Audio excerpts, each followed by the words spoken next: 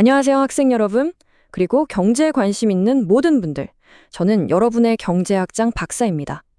자, 오늘 미시킨의 화폐와 금융 교과서에서 아주 중요한 그리고 정말 뜨거운 논쟁거리를 한번 파헤쳐 볼까 합니다.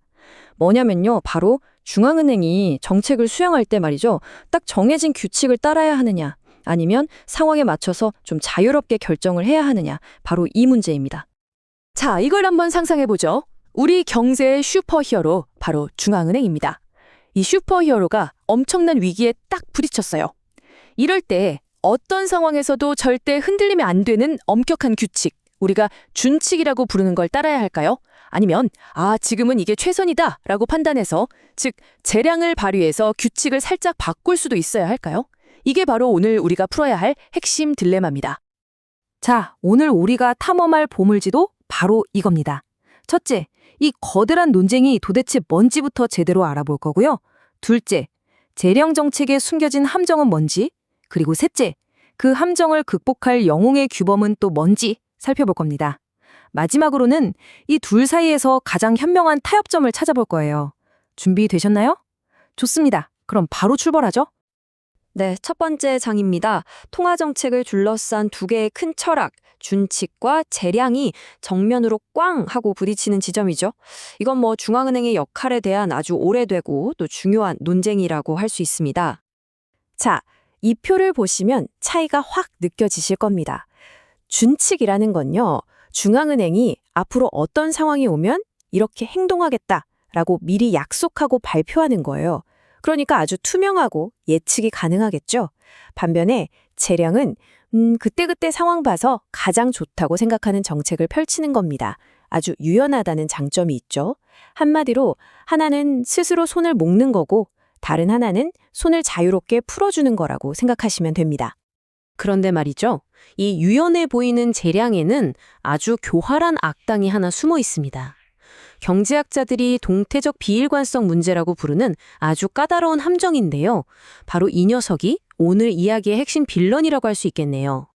동태적 비일관성 문제, 말이 좀 어렵죠? 쉽게 말해서 이런 거예요. 처음에는 아주 좋은 의도로 장기적인 계획을 딱 세워요. 그런데 막상 그때가 되면 눈앞에 작은 이익 때문에 잠깐만 하면서 그 계획을 스르륵 깨버리는 경향을 말합니다. 그리고 그 결과는요? 보통 처음 계획을 지켰을 때보다 훨씬 나빠져요. 뭐랄까, 선한 의도가 배신으로 이어지는 그런 함정이랄까요? 교수님, 아직도 좀 헷갈리는데요? 네, 좋은 질문입니다. 당연히 그럴 수 있죠. 자, 이 이야기를 한번 따라와 보세요. 1단계, 약속입니다. 중앙은행이 아주 비장하게 선언하죠. 국민 여러분, 저희가 물가 반드시 잡겠습니다. 그런데 2단계, 유혹이 찾아옵니다. 여기서 돈을 살짝만 더 풀면 실업률이 잠깐이라도 내려갈 텐데 하는 달콤한 속삭임이 들려오는 거죠. 자, 근데 가장 중요한 3단계, 결과입니다. 사람들이 바보가 아니거든요. 에이, 중앙은행이 저러다 또 말 바꾸겠지 하고 미리 임금을 올려달라고 요구해버립니다. 결국 어떻게 될까요? 고용은 하나도 안 늘고 약속만 깨지고 물가만 오르는 최악의 결과가 나타나는 겁니다. 바로 이겁니다. 이 문장이 핵심이에요. 정책이 성공하느냐 마느냐는 대중의 기대에 달려 있어요. 사람들이 중앙은행의 약속을 믿지 않으면 아무리 좋은 정책을 써도 효과가 나타나기 어렵습니다. 신뢰가 깨지는 순간 정책도 힘을 잃는 거죠. 자, 그럼 이 동태적 비일관성이라는 교활한 악당을 물리칠 영웅은 누구일까요? 바로 정책 준칙입니다. 신뢰를 쌓기 위해 중앙은행이 스스로에게 채우는 규범이죠. 준칙은요, 중앙은행이 스스로 손을 묶는 일종의 약속 장치 같은 겁니다.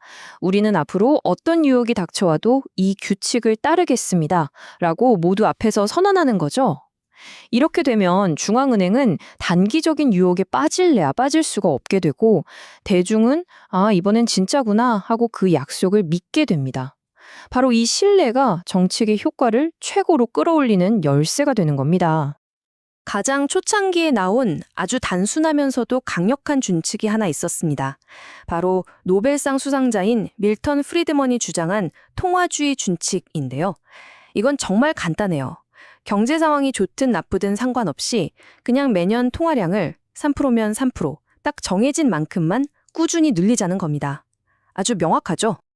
그런데 말이죠. 이런 단순한 준칙은 너무 융통성이 없다는 비판을 받았습니다. 그래서 경제학자들이 생각했죠. 아니, 경제 상황에 따라 자동으로 반응하는 좀 더 스마트한 준칙은 없을까? 그리고 마침내 등장한 것이 바로 테일러 준칙입니다. 자, 이수식. 와, 보자마자 머리가 지끈거리신다고요? 절대 겁먹지 마세요. 제가 하나씩 아주 쉽게 분해해 드릴게요. 이 스마트한 규칙은요, 중앙은행에게 지금 금리를 어느 정도로 해야 합니까? 하고 알려주는 나침반 같은 거예요. 자, 먼저 기본금리는 현재 인플레이션율에다가 경제의 기초 체력이라고 할 수 있는 균형 실질 금리를 더해서 정합니다. 이게 기본이에요. 그리고 여기에 두 가지를 더 고려합니다. 하나는 인플레이션 갭, 즉 지금 물가가 우리 목표보다 얼마나 더 높은가. 또 하나는 생산 갭, 지금 경제가 얼마나 뜨겁게 과열되어 있는가. 이걸 보는 거죠. 그래서 이 갭들이 크면 클수록 금리를 더 팍팍 올리도록 설계되어 있는 겁니다.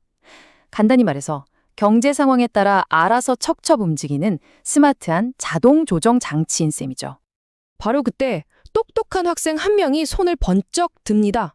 교수님, 그럼 준칙이 항상 완벽한가요? 와, 아주 예리한 질문이에요. 맞습니다. 이제 준칙의 약점은 무엇이고, 그럼에도 불구하고 왜 재량이 여전히 매력적으로 보이는지에 대해 이야기해 보겠습니다. 준칙이 가진 가장 큰 약점, 그건 바로 경직성입니다. 미리 다 정해놓은 규칙이다 보니까 아무도 상상하지 못했던 거대한 위기가 꽝 하고 닥쳤을 때 제대로 대응하기가 어려워요. 예를 들어서 1970년대 전 세계 경제를 뒤흔들었던 오일 쇼크 같은 사건이 터졌을 때 그냥 정해진 대로만 통화량을 늘리는 준칙은 사실상 속수무책이었죠. 하지만 재량이라고 해서 마냥 좋은 것만은 아닙니다.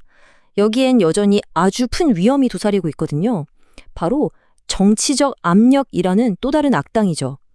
특히 선거철이 다가오면 이 재량권이라는 게 아주 위험한 도구가 될 수 있습니다.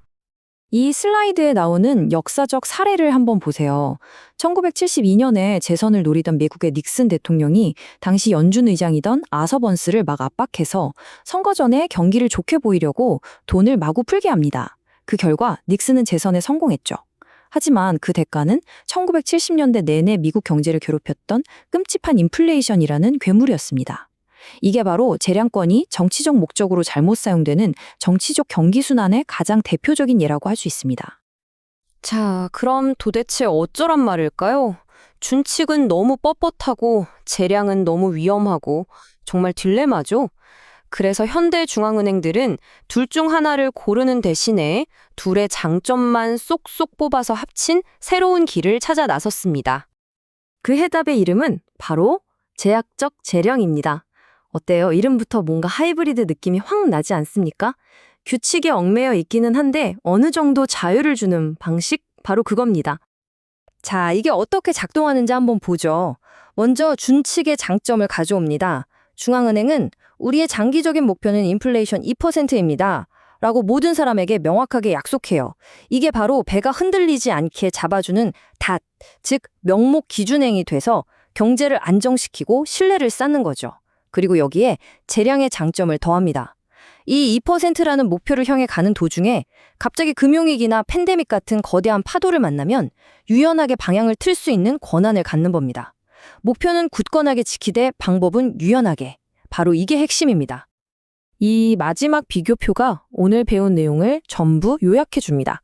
제약적 재량은요, 준칙이 가진 높은 신뢰성과 재량이 가진 높은 유연성을 둘 다 가져옵니다.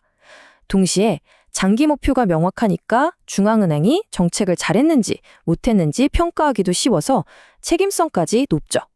이것이 바로 오늘날 대부분의 중앙은행이 채택하고 있는 가장 현명한 방식이라고 할 수 있겠습니다.